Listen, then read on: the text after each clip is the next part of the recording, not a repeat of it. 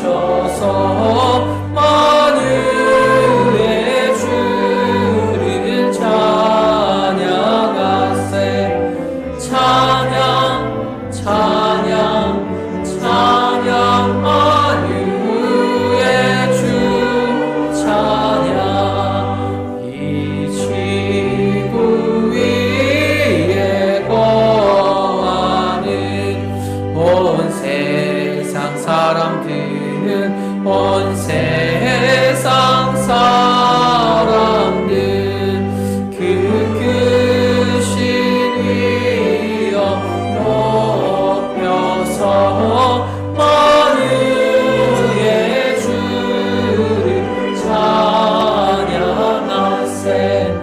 찬양 찬양 찬양 만유의 주 찬양.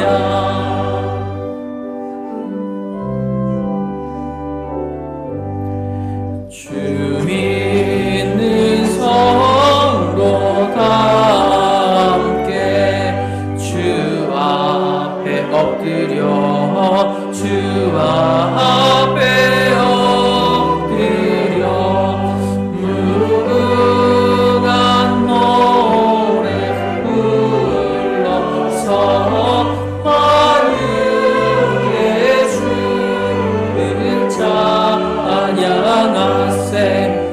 찬양 찬양 찬양 만유의 주 찬양.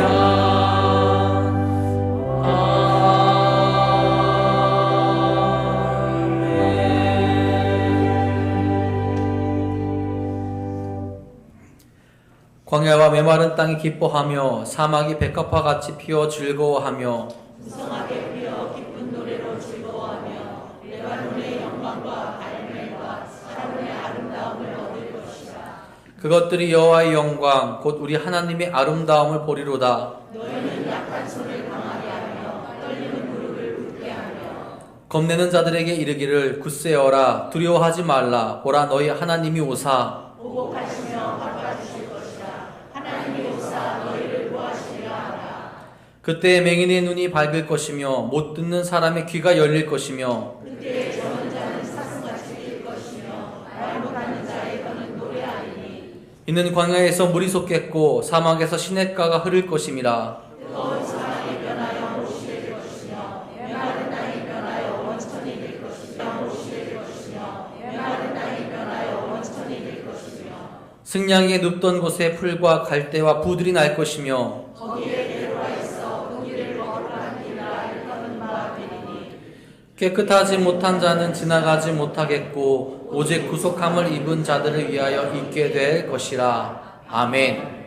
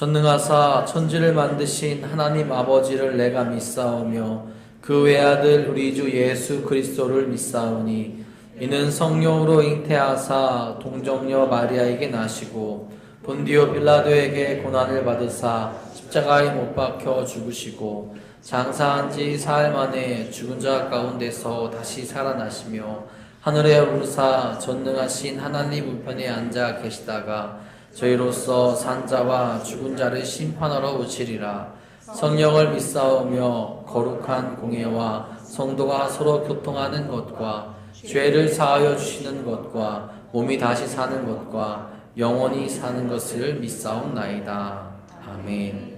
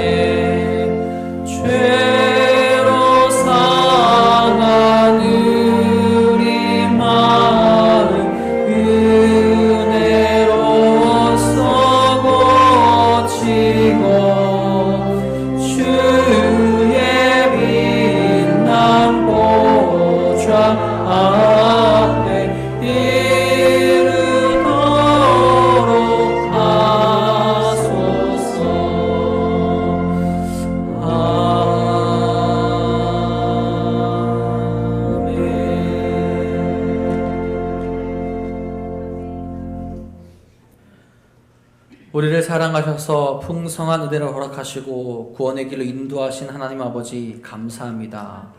홀로 살아갈 수 없는 세상 속에서 언제나 우리와 함께 하시며 오늘도 지키시고 은혜 베푸신 하나님의 도우심이 늘 있었음을 이 시간 고백합니다.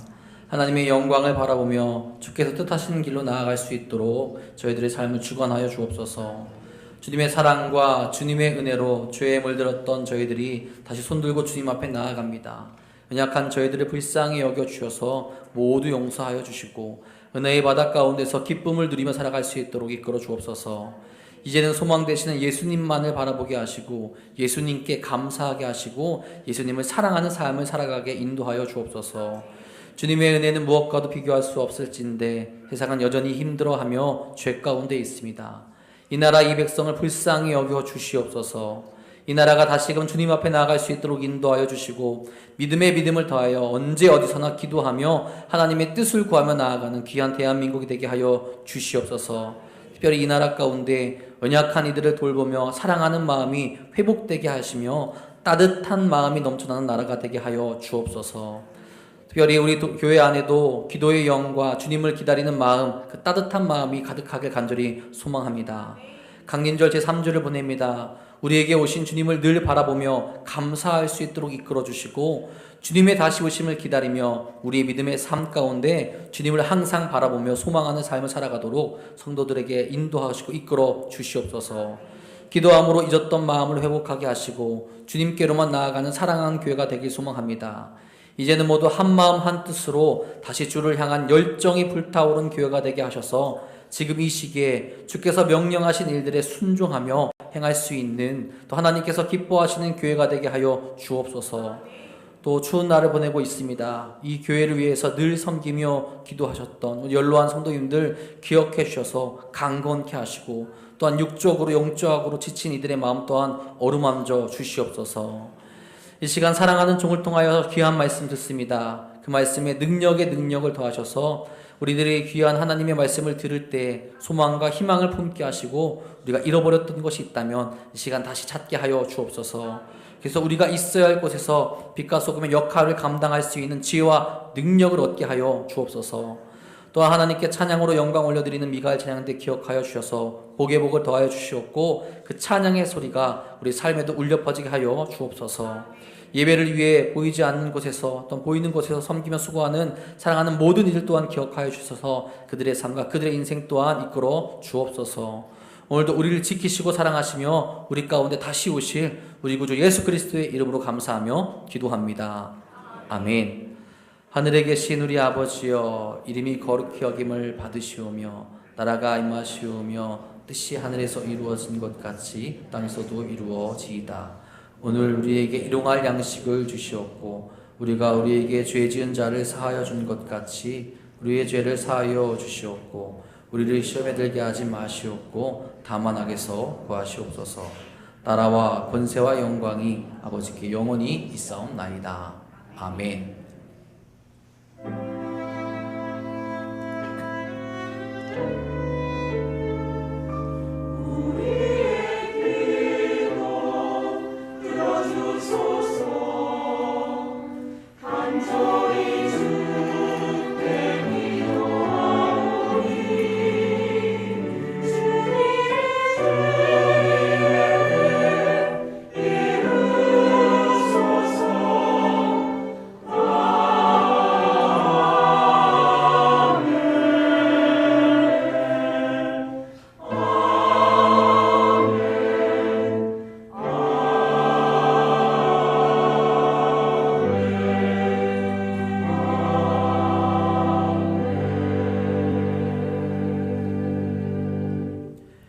교회 소식 전해드리겠습니다. 오늘은 강림절 제3주입니다. 예수님의 다시 오심을 기대하며 온전한 모습으로 나아가시는 사랑하는 성도님들 되시기를 간절히 소망합니다.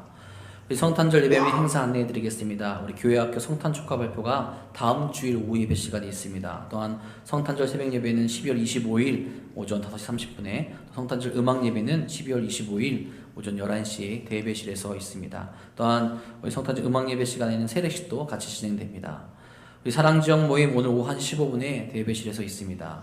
우리 성탄절 세례 신청자 모임 다음 주일 3부 예배 후에 있습니다. 우리 성북지방 신천임원 교육이 12월 26일 화요일 오후 7시부터 9시까지 안암교회에서 있습니다. 우리 대상자는 금년 당회에서 신천 집사와 신천 권사로 공천되신 분들입니다. 꼭 참석해 주시기를 바랍니다.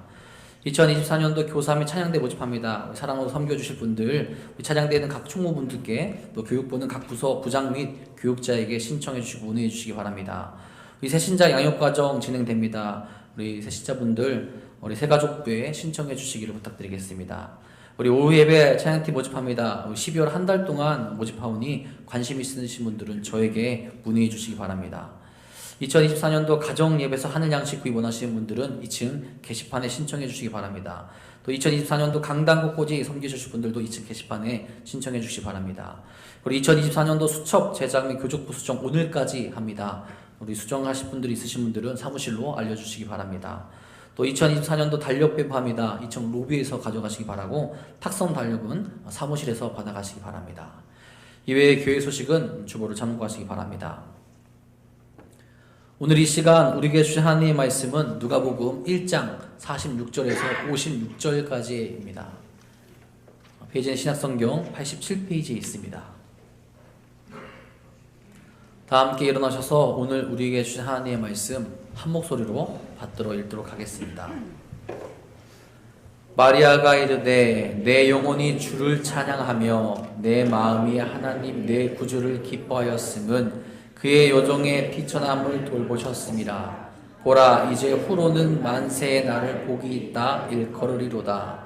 능하신 이가 큰 일을 내게 행하셨으니 그 이름이 거룩하시며 궁휼하심이 두려워하는 자에겐 대대로 이르는도다. 그의 발로 힘을 보이사 마음의 생각이 교만한 자들을 흩으셨고 권세 있는 자를 그 위에서 내리치셨으며 비천한 자를 높이셨고 줄이는 자를 좋은 것으로 배불리셨으며 부자는 빈손으로 보내셨도다. 그 종 이스라엘을 도우사 궁휼히 여기시고 기억하시되 우리 조상에게 말씀하신 것과 같이 아브라함과 그 자손에게 영원히 하시리로다 하니라. 마리아가 석 달쯤 함께 있다가 집으로 돌아가니라. 아멘.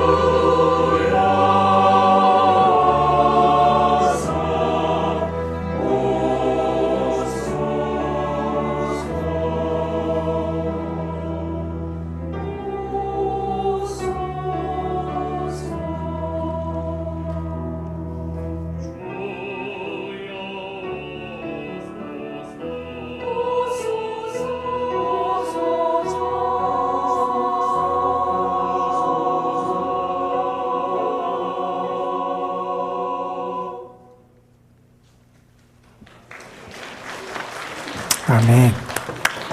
고맙습니다. 독일의 시인 쉴러라고 하는 시인이 있어요.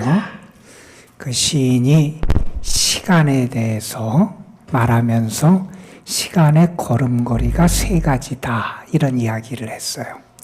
그러면서 무슨 얘기를 하냐면 과거는 정지해 있고 미래는 머뭇거리면서 나한테 다가오고 현재는 화살처럼 날아가 버린다. 그런 얘기를 했어요. 아마 우리 나름대로 수긍할 수 있는 그런 이야기 같아요.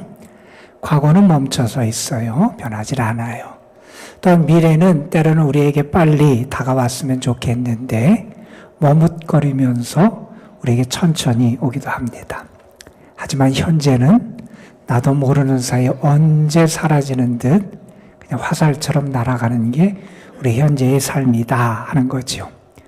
어느덧 12월 그것도 세 번째 주일을 맞이하게 됩니다. 이제 2023년이라는 시간이 우리에게 얼마 남지 않은 시점을 우리가 보내고 있습니다. 여러분, 금년 한 해 여러분의 삶을 돌아보면서 또한 2023년이라는 시간을 돌아보면서 여러분은 어떤 고백을 하고 어떤 믿음을 여러분이 나타낼 수 있다고 생각하십니까? 우리가 이 한 해를 마무리하는 시점에 한 해를 돌아보며 우리가 고백할 수 있는 것, 또는 우리가 확신할 수 있는 사실은 다른 것이 아니라 하나님은 나를 사랑하신다 하는 사실이에요. 여러분, 금년 우리의 삶을 한번 돌아보세요. 무너질 만한 일들이 얼마나 많았습니까? 낙심하고 주저할 일들이 얼마나 많았습니까? 기가 막히고 도저히 벗어날 수 없을 것 같은 그런 일들과 상황이 우리에게 얼마나 많았습니까? 그런데 하나님이 우리를 안아주시기도 하시고요. 때로 하나님이 우리를 감싸주시기도 하시고요. 하나님이 우리를 품어주시고 위로해 주시고 사랑해 주셔서 우리가 2023년 지금까지 이렇게 살아올 수 있었습니다. 여러분, 우리가 금년 얼마 남지 않은 시간이지만 저는 여러분의 마음속에 하나님이 나를 사랑하심을 내가 감사합니다.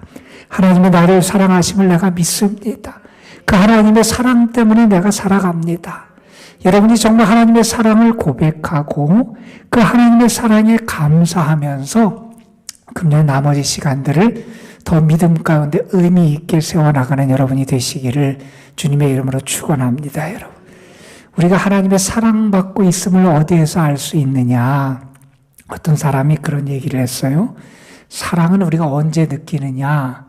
내가 그 사람 앞에서 내가 이 세상에서 가장 중요한 사람이라는 느낌을 받을 때, 그 사람에게 있어서 내가 세상에서 가장 중요한 사람이구나 라는 것을 내가 느낄 때 내가 사랑받고 있다라는 그러한 생각을 우리가 하게 된다 그래요. 여러분, 우리가 뭐 대단한 사람입니까? 우리가 뭐 하나님 앞에 내세울 것이 있는 사람입니까? 그런데 하나님이 우리를 귀하게 여겨주시고 이 세상에 나밖에 없는 것처럼 나를 찾아봐 주시고 이 세상에 나밖에 없는 것처럼 나를 건져주시고 이 세상에 나밖에 없는 것처럼 나를 찾아와 주시고 이 세상에 나밖에 없는 것처럼 나를 사랑해 주신 분이 우리 하나님 아니에요. 하나님이 나를 이 세상에서 가장 소중한 존재로 여겨주셨으니 우리가 그 하나님의 사랑을 느끼고 감사하며 살아가야 한다 하는 사실입니다. 예전에 그런 농담들을 했어요. 대학 캠퍼스에서 커플 남녀가 이렇게 서로 사귀는데 남자가 잘생기고 여자가 못생겼으면 그렇게 뒤에서 얘기한대요. 분명히 저 여자네 집이 부자일 거야. 근데 여자가 잘생기고 남자가 못생겼으면 또 그런 얘기를 했대요. 아마도 저 남자가 고시에 패스했나 보다. 여러분, 또 서로 간에 남자도 못생기고 여자도 못생겼으면 뭐라고 얘기하는 줄 아세요?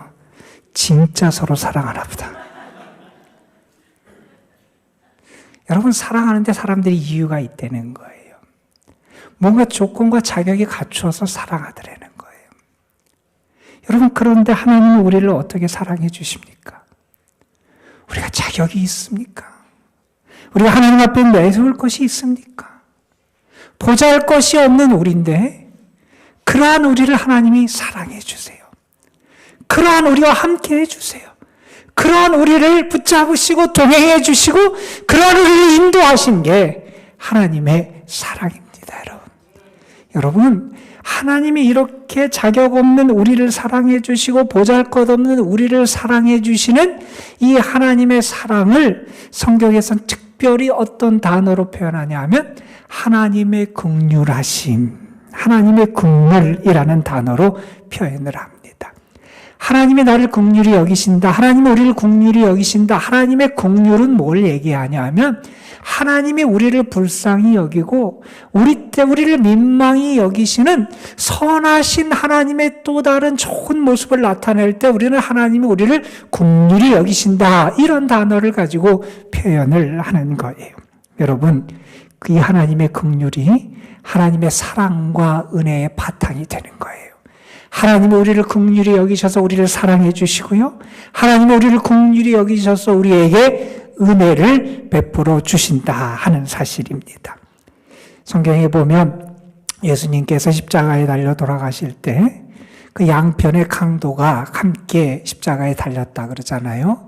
그 중에 한 강도가 예수님에게 그렇게 부탁을 합니다. 주여, 저를 긍휼히 여기사 당신이 당신의 나라에 이르실 때에 저를 기억해 주옵소서. 나는 자격이 없어요. 나는 벌을 받아야 마땅한 죄인인데 나에게 긍휼을 베풀어 주셔서 나를 좀 기억해 주십시오. 주님에게 그렇게 부탁을 합니다. 우리는 너무나 잘 압니다. 예수님께서 그 강도에게 뭐라고 말씀하시지요? 내가 진실로 내게 이르노니 오늘 네가 나와 함께 낙원에 있으리라. 여러분, 그 강도는 주님의 긍휼하심 때문에 구원을 얻을 수 있었습니다. 그 강도뿐만이 아니라 우리가 주님이 우리를 긍휼히 여기셔서 구원을 얻게 되고요. 우리가 주님이 나를 긍휼히 여기셔서 주님의 나라에 가게 되고요. 주님이 우리를 긍휼히 여기셔서 주의 사랑받는 자로 살아갈 수 있게 되었다 하는 사실입니다. 그래서 에베소서 2장은 그 사실을 우리에게 이렇게 표현합니다. 긍휼에 풍성하신 하나님이 우리를 사랑하신 그 큰 사랑을 인하여 허물로 죽은 너희를 살리셨다. 우리는 다 죽을 수밖에 없는 존재였는데, 허물로 죽은 우리였는데 주님이 풍성한 긍휼로 말미암아 우리를 살려주셨다 하는 사실입니다. 여러분, 이 한 해를 마감하는 이 시점에 여러분이 하나님 앞에 분명히 고백하시길 바랍니다. 하나님, 나를 사랑해 주셔서 감사합니다. 그리고 여러분 고백하십시오. 자격이 없는 나, 아무것도 아닌 나를 주께서 긍휼히 여겨주셔서 은혜를 주셔서 감사합니다. 여러분, 우리는 긍휼을 받은 자입니다. 나는 하나님의 긍휼하심을 입은 사람입니다. 여러분이 이 사실을 믿을 수 있게 되기를 주님의 이름으로 축원합니다. 여러분, 하나님 우리를 긍휼히 여기셨어요. 우리가 긍휼을 받았어요. 그러면 우리는 어떻게 살아가야 되느냐? 그 긍휼하심을 세상에 나타내며 살아갈 수 있어야 한다 하는 겁니다.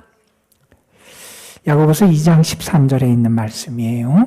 성경은 우리에게 이렇게까지 경고합니다. 긍휼을 행하지 아니하는 자에게는 긍휼 없는 심판이 있으리라. 긍휼은 심판을 이기고 자랑하느니라. 우리가 하나님의 긍휼하심을 입었어요. 내가 하나님의 긍휼하심을 입었다면 나는 마땅히 긍휼을 행해야 된다는 거예요.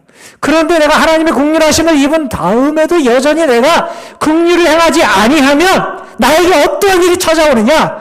긍휼이 없는 심판이 나에게 임한다는 거예요. 긍휼함을 입은 사람은 마땅히 하나님의 긍휼하심을 나타낼 수 있어야 한다는 겁니다. 양화진에 가면 우리나라를 위해서 헌신했던 많은 선교사들의 무덤, 묘지가 있어요. 여러분 아마 가보신 분들 많이 계실 거예요. 대부분이 서양 선교사들의 무덤이에요. 그런데 그 중에 한 일본인의 무덤이 있다 그래요. 소다 가이치라고 하는 분의 무덤이 그 양화진 선교사 무덤의 그 묘역에 거기에 함께 묻혀 있다 그럽니다. 그분은 1867년에 태어난 분이고요. 일본에서 교사 생활을 한 분이라고 알려져 있습니다. 그런데 교사 생활이 뭔가 좀 잘 맞지 않았던 것 같아요. 그래서 20대 후반에 그는 자기가 좀 자유롭게 자기의 삶을 살고자 하는 생각을 갖게 되고요. 그래서 세계를 경험하기 위해서 세계 여행을 떠나게 돼요. 먼저 가까운 곳 아시아부터 여행을 해요. 홍콩도 가고 그리고 타이완, 대만도 갔어요. 그곳에서 그들의 생활을 하면서 자기의 마음대로 이렇게 생활하고 좀 자유롭게 생활을 했던 것 같아요. 그래서 무절제한 생활, 우리식으로 말하면 방탕한 그러한 모습을 보여주게 됐다 그래요. 그러던 어느 날 밤, 추운 겨울이었어요. 술에 취해서 거리를 헤매다가 거리에서 쓰러지고 맙니다. 날이 몹시 추웠고요. 그리고 가만히 있다가는 큰 봉변을 당할지도 모르는 그러한 날씨였다 그럽니다. 사람들이 많이 거리를 지나가요. 그런데 관심이 없어요. 제 갈 길 바쁘게 자기 일들만 걸어갔다 그럽니다. 그는 그렇게 방치되어 있었어요.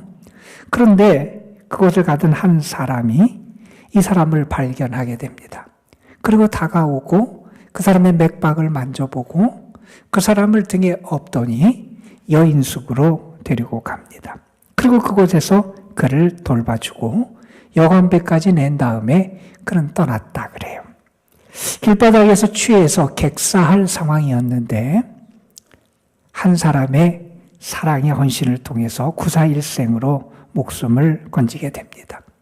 이 가이츠라는 분은 자기의 목숨을 구해준 사람이 어떤 사람인지 몰랐어요. 그리고 나중에 사람들을 통해서 알게 된 것은 그가 조선 사람이었다 하는 사실을 알게 됐다 그래요. 자기가 구사일생으로 한 사람의 헌신을 통해서 목숨을 건진 것을 기억하고 있던 그는 이름 모를 한국인 그 사람에게 은혜를 받기 위해서 우리나라를 찾아오게 됩니다.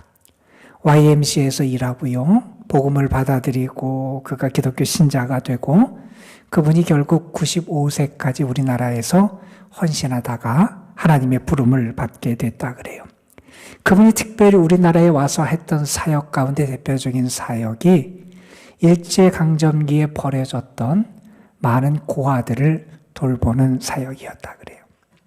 그가 해방 때까지 돌봤던 고아들의 수가 수천 명이 될 만큼 많은 아이들을 돌봤던 게 그의 사역이었다 그럽니다. 해방 후에 잠시 일본으로 돌아갔다가 다시 우리나라에 와서요. 하나님이 부르실 때까지 우리나라를 위해서 헌신하는 삶을 살았어요. 그래서 정부에서 일본인으로는 최초로 우리나라에서 문화훈장을 추수하기도 했고요. 양화진에 그분을 모시게 됐다 그래요. 여러분, 그분에 대해서 그분의 일생을 표현하는 묘비가 그분의 묘에 이렇게 써 있는데 그분 자신이 한 얘기는 아니고 그분의 생애를 보면서 어떤 분이 이렇게 쓴 그러한 내용이에요. 거기 보면 이러한 문구가 새겨져 있다 그럽니다. 언손 품어주고 쓰린 마음 만져주니 일생을 길다 말고 거룩한 길 걸었어라. 언손을 품어주고 쓰린 마음 만져주며 살았다는 거예요. 거룩한 길, 그 길을 걸어갔다. 다른 사람이 보면서 그렇게 말할 만큼 그러한 삶을 살아갔다는 겁니다. 여러분, 이 사람이 이러한 삶을 살아갈 수 있었던 것은 이름이 알려지지 않았던 예수 그리스도를 닮은 한 사람의 거룩한 사랑, 긍휼 때문이었다는 거예요. 여러분, 한 영성가가 그런 얘기를 해요. 하나님께 가까우면 가까울수록 사람에게도 가깝다. 이런 표현을 했어요. 정말 내가 하나님께 가까이 하고 하나님의 사랑을 경험하며 살면 내가 정말 사람에게도 가까이 다가간다는 거예요.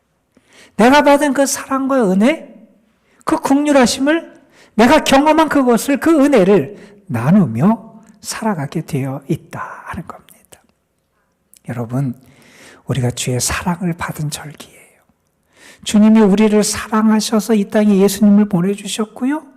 죄에 빠진 우리를 긍휼히 여기셔서 우리를 건지시고자 하나님께서 놀라운 역사를 행하신 이 성탄의 절기, 이 성탄을 기다리는 그러한 시점에 우리가 있습니다.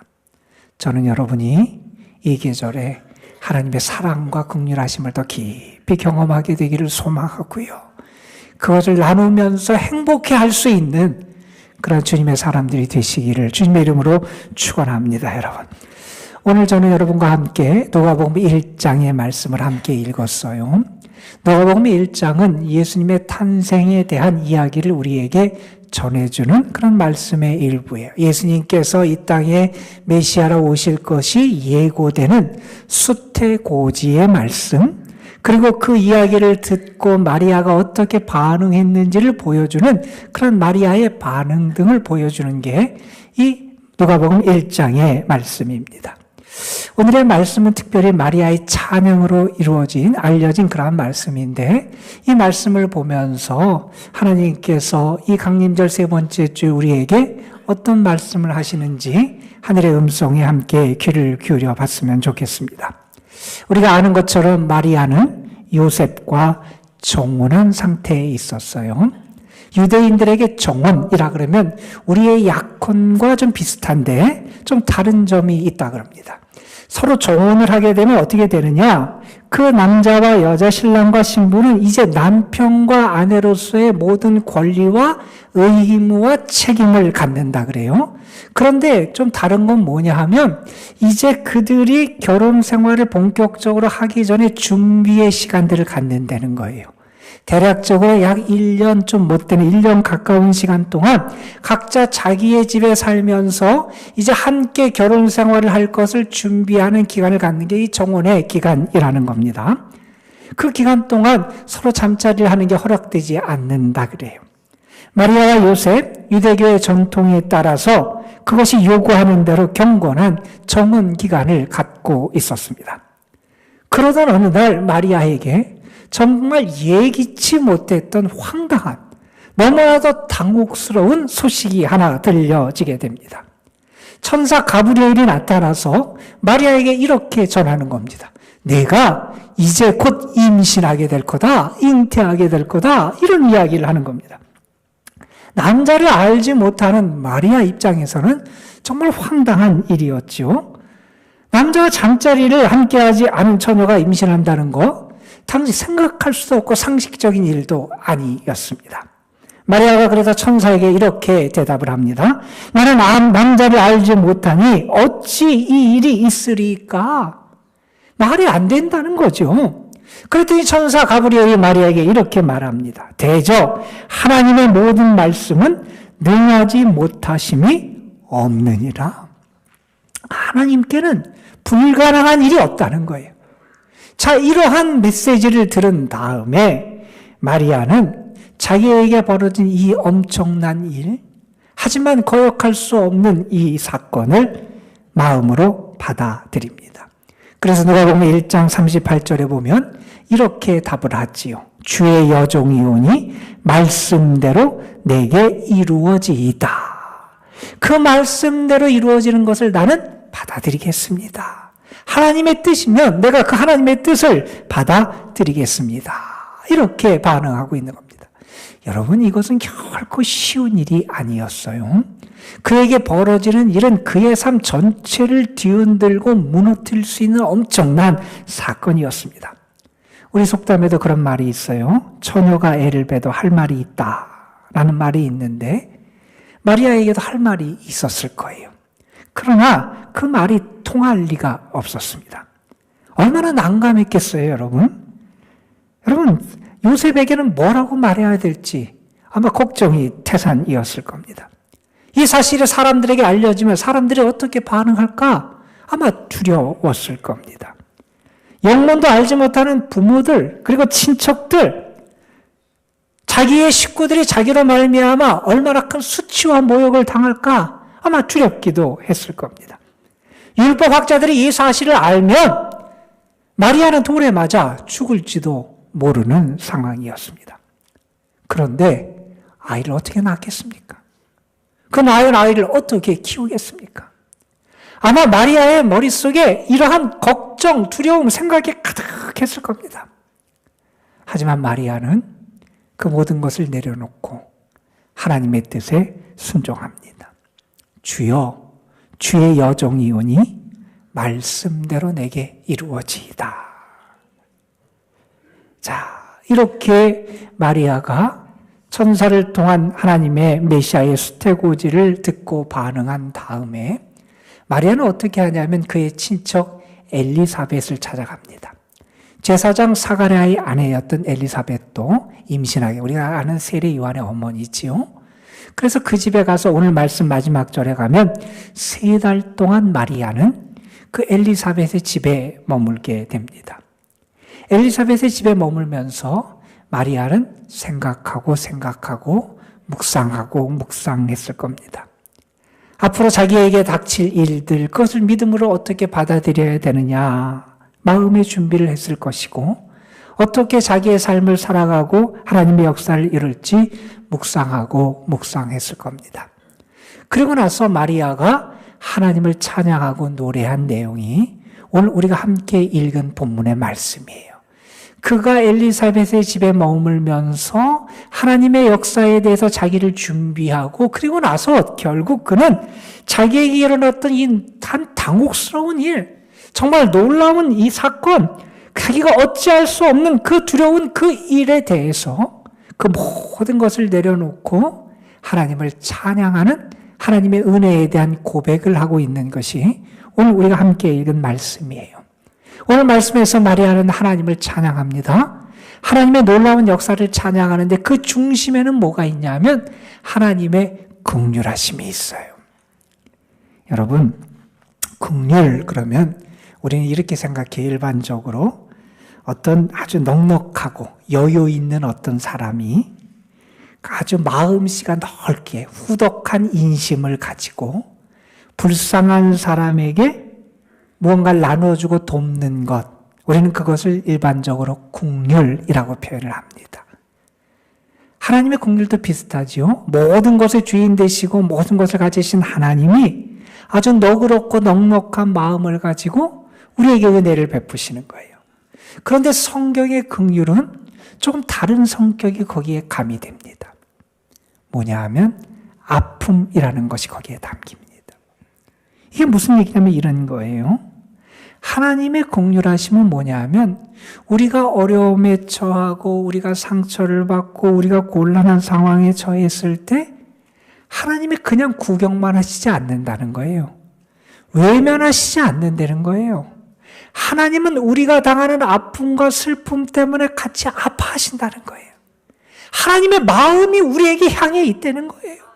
하나님의 마음이 나에게 향해 있고 하나님은 내가 당하는 슬픔과 고난과 아픔 때문에 마음이 아파하시고 그 마음 아파하시는 그 하나님의 마음 때문에 하나님은 우리를 건지시고 도우시는 역사를 행해 주신다는 거예요.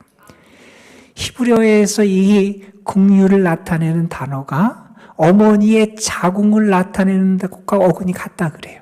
그러니까 하나님이 우리를 긍휼히 여기신다 하는 것은 어머니가 태중에 있는 자기의 자녀, 그 잉태되어 있는 자기의 자녀를 자기의 마음을 다하고 그 자녀를 생각하면서 느끼는 그 마음으로 하나님이 우리를 향해서 그 마음을 두시고 우리를 사랑하시는 것을 나타내는 단어가 긍휼이다 하는 겁니다. 여러분, 이건 쉽지 않아요. 우리는 그래서 다른 사람을 긍휼히 여기고 함께 아파하고 함께 마음을 쓰지 못하는 경우가 많이 있지만 하나님은 우리를 어떻게 대하시느냐? 우리의 불행을 보시고요. 하나님의 마음이 깨어지는 것 같이 아프시고 그래서 우리를 건지시고자 결심하시고 우리를 위해서 이 땅에 메시아를 보내주셨다는 겁니다. 여러분, 마리아는 엘리사벳의 집에 3달 동안 있으면서 이 하나님의 마음을 조금씩 알게 됩니다. 하나님의 긍휼에 대해서 알게 됩니다. 아, 왜 나에게 이러한 일이 일어났느냐? 하나님이 나를 긍휼히 여기셨다는 거예요. 하나님이 인류를 긍휼히 여기셔서 이러한 일이 일어났음을 알게 되었다는 거예요. 오늘의 말씀에서 마리아는 그 하나님의 역사에 대해서 찬양을 합니다. 46절 이하에서 하나님을 찬양하면 이렇게 노래합니다. 내 영혼이 주를 찬양하며 내 마음에 하나님 내 구주를 기뻐하였음은 그의 여정의 비천함을 돌보셨음이라. 내가 하나님 때문에 기뻐하고 하나님을 찬양해. 왜 그러느냐? 하나님이 나의 비천함을 돌보셨다는 거예요. 하나님이 나를 외면하지 않으셨다는 거예요. 하나님이 나의 고통, 나의 연약함, 나의 아무것도 아닌 이 상태를 하나님께서 긍휼히 여기시고 나 때문에 마음 아파하시고 나를 도우시는 은혜의 역사를 허락해 주셨다는 거예요. 그것을 그가 깨닫습니다. 왜 나에게 이런 일이 일어났느냐? 하나님이 이 비천한 나를 돌보셨기 때문이라는 거예요. 하나님이 나를 긍휼히 여기셨기 때문이라는 거예요. 왜 메시아가 이 땅에 오시게 되냐? 하나님께서 이 비천하고 연약한 인류, 구원받을 수 없는 죄 가운데 빠져있는 이 인류를 사랑하셔서 그 하나님의 긍휼하심 때문에 이 땅에 메시아를 보내주시는 하나님의 역사가 나타났구나. 하나님의 긍휼하심이 우리에게 임하는구나. 그것을 보며 깨닫고 감사하고 찬양할 수 있었다는 겁니다. 그래서 마리아는 노래합니다. 이제후로는 내가 만세에 나를 복이 있다 할 것이다. 지금 상당히 당황스럽고 당혹스러운 일이 그에게 벌어졌어요. 근데 뭐라 그러냐? 이제 나는 복되다. 이 세상이 계속 일 때까지 나를 복되다고 할 거다. 왜요? 내가 하나님의 긍휼하심을 입었기 때문이라는 거. 여러분, 하나님은 우리를 긍휼히 여기십니다. 긍휼히 여기시는 하나님은 우리의 비천함과 연약함을 보시고 마음 아파하시고 그래서 우리를 도우시고 건져 주십니다. 뉴욕에 가면 공항이 2개 있다 그러죠. 존 F 케네디 공항과 라과디아라고 하는 2개의 공항이 있다 그러죠. 존 F 케네디를 우리가 잘 아는 사람이고 라과디아라는 사람은 뉴욕 시장이었던 분이고 그분의 이름을 딴 공항이 거기에 또 하나 있다. 왜 그분의 이름을 땄느냐? 그분이 사람들에게 많이 존경을 받는 분이었다 그러죠. 그분이 원래는 판사 출신인데 나중에 뉴욕 시장을 하게 되고 이제 그분의 이름을 딴 공항까지 생길 만큼 사람들에게 인정과 존중을 받았던 분인데 그분에 관한 여러 일화들이 우리에게 전해지죠. 그분이 판사 생활을 할 때 아주 유명한 일화입니다. 재판을 하는데 한 노인을 재판하게 됐어요. 죄명은 절도죄예요. 왜 그 사람이 절도를 해? 뭘 절도했냐? 빵을 훔친 거예요. 물어봅니다. 왜 빵을 훔쳤습니까? 배가 고파서 그랬습니다. 절도죄를 범했으니까 남의 것을 훔쳤으니까 당연히 벌을 받아야죠. 그래서 그 당시 판결을 내렸다 그래요. 당신은 죄가 있고 마땅히 벌을 받아야 되는데 벌금형에 처하는데 그 당시 $10를 벌금으로 매겼다 그래요.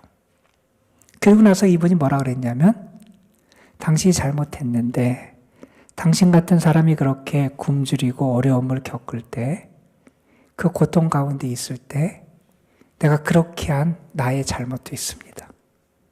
그래서 그분이 자기가 $10를 냈다 그래요.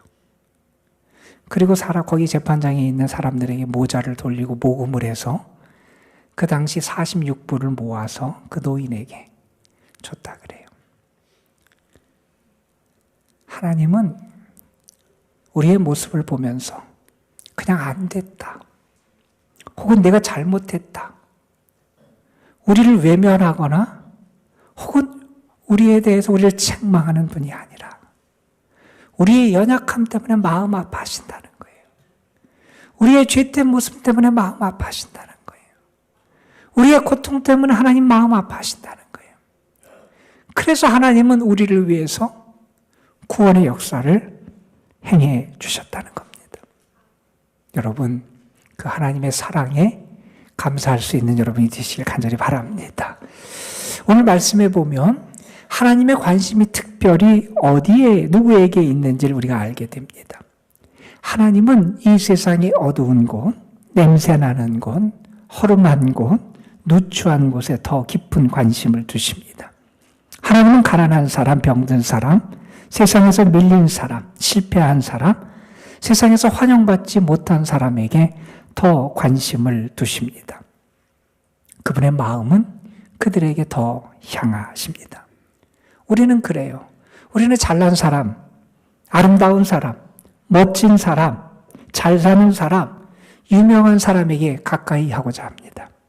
아니, 우리는 때로는 이렇게 모습을 보입니다. 우리는 우리보다 못하다고 생각하는 사람을 피하려고 하는 경향이 우리에게 있기도 합니다. 낮은 데로 가기를 싫어하고요.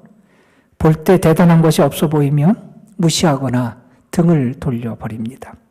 그늘지고 냄새나고 불편하고 추하고 고통스러운 상황, 외면하려고 하는 게 우리의 모습입니다. 가난한 사람, 병든 사람, 실패한 사람, 뒤처진 사람들과 상종하지 않으려고 합니다. 그런데 하나님은 어떻게 하시느냐? 오히려 그 사람들을 가까이 하시고 그 연약한 자를 위해 은혜를 베풀어 주신다는 거예요. 교만한 자들은 오히려 물리치시고, 오히려 자기가 힘이 있다고 그 힘을 내세우는 사람들을 내리치시고, 오히려 비천한 자에게 은혜를 주시고, 가난하고 연약한 자를 은혜로 채워주시는 분이 우리 하나님이시라는 거예요. 하나님 그렇게 하나님의 긍휼하심을 나타내 주시더라는 거예요. 여러분, 하나님이 메시아를 어디에 보내서 자라게 하십니까? 이스라엘의 이름도 알려지지 않은 아주 조그만 나사렛에 예수님을 자라게 하십니다. 그 당시에도 유명하고 잘난 사람들이 많이 있었을 겁니다. 그런데 하나님은 누구를 통해서 역사하십니까? 이름 없는 마리아와 요셉을 통해서 역사하십니다. 메시아가 거할 곳이 없어서 짐승의 우리에서 태어나십니다. 여러분, 하나님은 그래서 그렇게 연약한 자들을 사랑하시고 그들에게 관심을 두십니다. 하나님의 긍휼을 받고 살아가는 자 행복한 사람입니다. 하나님의 긍휼에 의지해서 살아가는 사람이 행복한 사람입니다.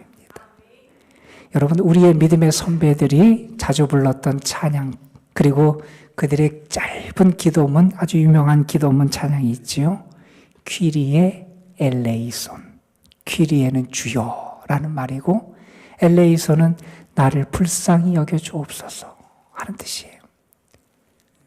여러분, 내가 하나님의 긍휼하심을 받는다, 이것보다 행복한 일이 어디 있습니까? 이 말은 뭐냐 하면 하나님의 마음이 나를 향해 있다는 거예요.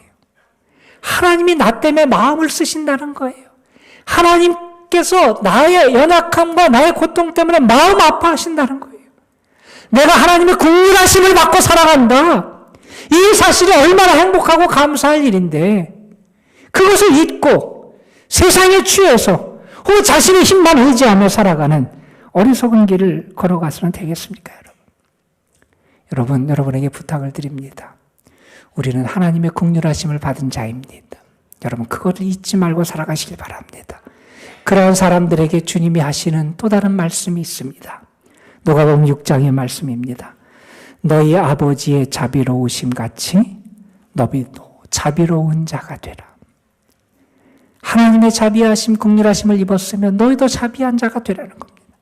예수님께서 산상수훈에서 하신 말씀입니다. 긍휼히 여기는 자는 복이 있나니 그들이 긍휼히 여김을 받을 것임이라.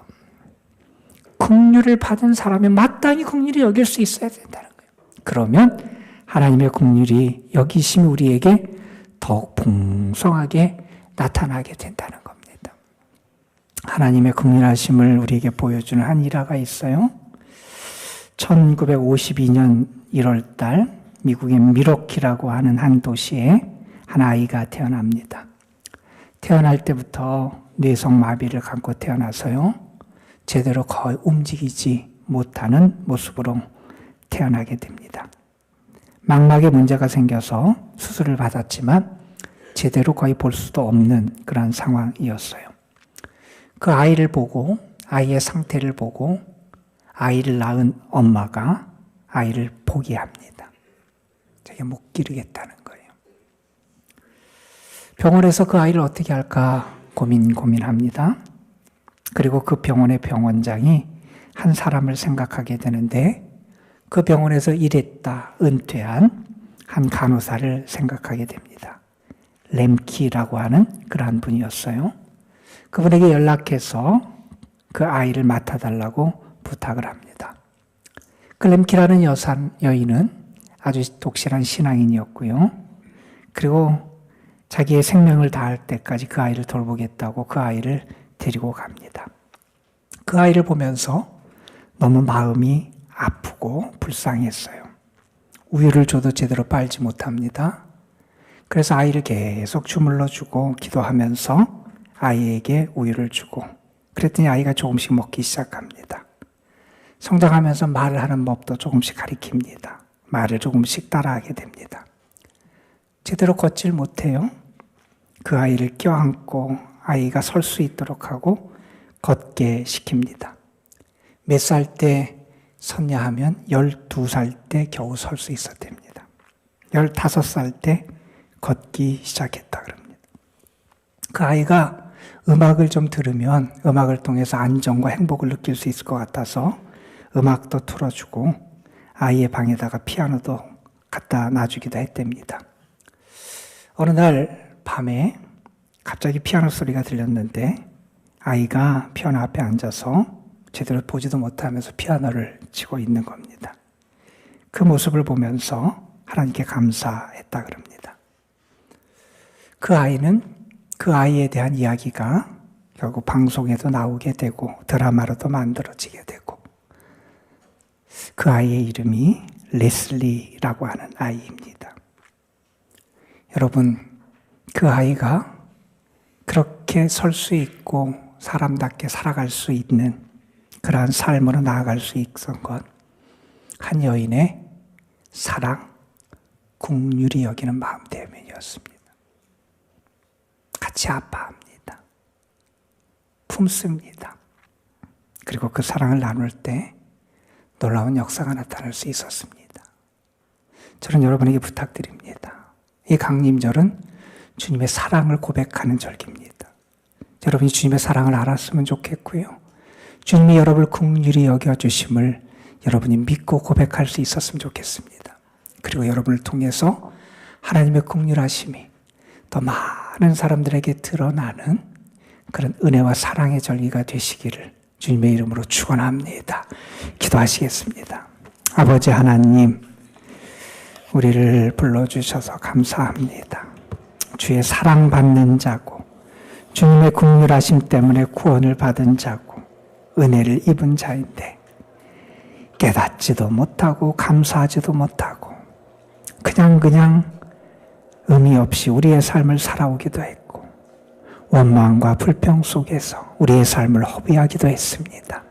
아버지 하나님, 주님이 우리를 사랑하셔서 예수님을 보내주시고 주님이 우리 인류의 죄된 모습과 아픔을 외면하지 않으시고 함께 아파하시고 우리 때문에 마음을 쓰시고 우리를 건지시기 위하여 주님을 보내주신 이 성탄의 절기에 우리가 하나님의 사랑과 긍휼하심을 더 깊이 체험하게 하여 주옵시며 그 긍휼하심의 은혜를 입은 행복과 그 축복을 잊지 않도록 인도하여 주옵소서.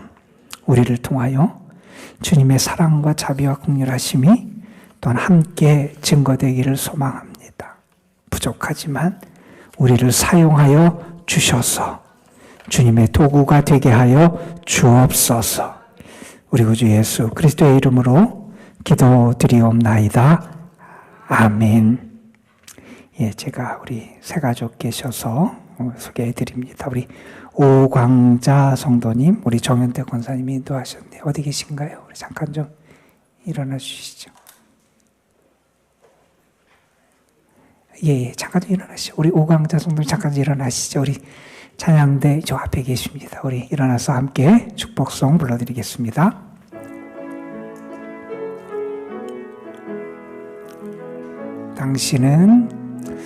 당신은 하나님의 언약 안에 있는 축복의 통로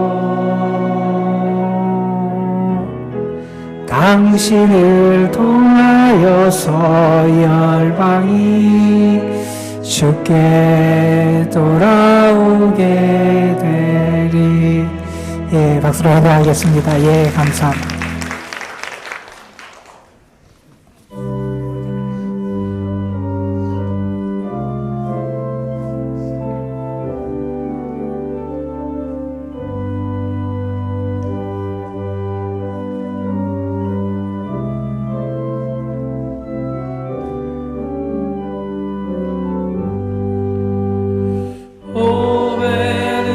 오베들레헴 작은 곳 너 잠들었느냐 별들만 높이 빛나고 잠잠히 있으니 저 놀라운 빛이 그 캄캄한 이 밤에 원한을 두루 비춘 줄 너지 모르나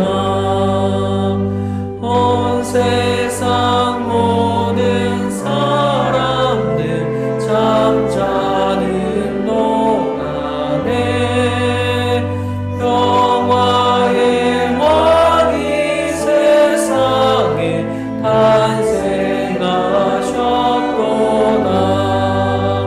저 새벽 별이 홀로 그 일을 아는 듯 밤새껏 귀한 그 일을 말없이 지켰네. 오 놀라우신 하나님 큰 선물 주시니 주 믿는 사람 마음에 큰 은혜 받도다. 이 죄악 세상 사람 주 오심 모르나 주 영접하는 사람들 그 맘에 오시네.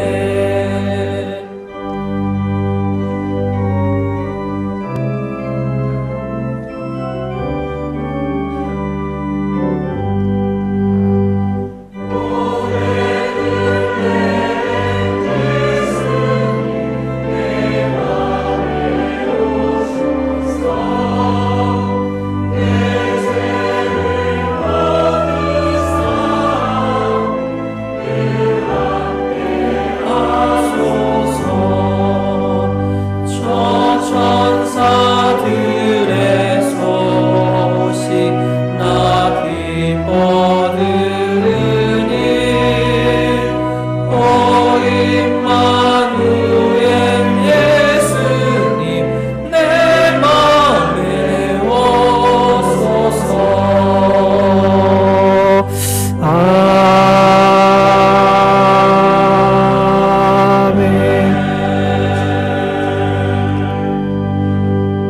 아무 자격 없는 우리를 사랑해 주셔서 감사합니다. 연약한 우리를 버리지 아니하시고 죄인된 우리를 포기하지 않으시고 우리를 위하여 구주를 보내주심에 감사를 드립니다.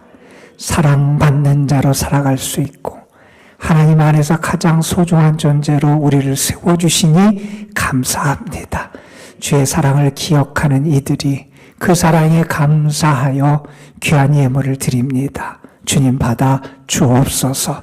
11조 주일 헌금, 감사 헌금, 특별 헌금, 우리들이 제목을 붙여서 드리는 하나님께 드린 그 예물이 하나님의 보좌에 상달되는 향기로운 예물이 되게 하여 주시고, 예물 바친 손길들 삶, 저들의 손으로 수고하며 애쓰는 일들 위에 하나님의 도우심과 채우시는 은혜가 가득하게 하여 주옵소서. 예배를 마치고 세상으로 나아갑니다.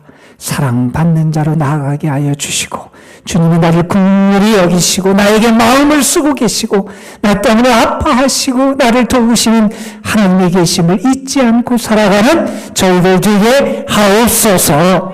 이제는 성부, 성자, 성령 하나님의 은혜와 사랑과 인도하심이 주의 사랑을 알고 긍휼하심을 받은 자답게 긍휼히 베풀며 살기를 결단하는 주의 자녀들에게 이제로부터 영원토록 함께하여 주시옵기를 우리 구주 예수 그리스도의 이름으로 간절히 축원하옵나이다. 아멘.